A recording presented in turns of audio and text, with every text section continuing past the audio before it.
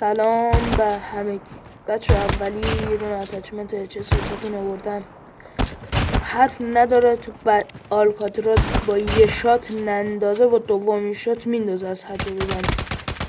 بعد این دومی اودنه که با چند تا تیر میندازه، خدایی حرف نداره.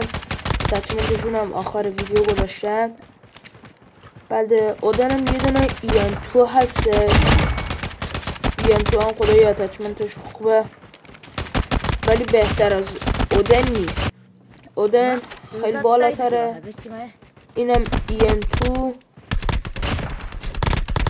اتچمنتشم آخر ویدیو گذاشتم. اودن و HS و EM2 رو گذاشتم. لطفا حمایت کنید، دست همه تونم درد نکنه.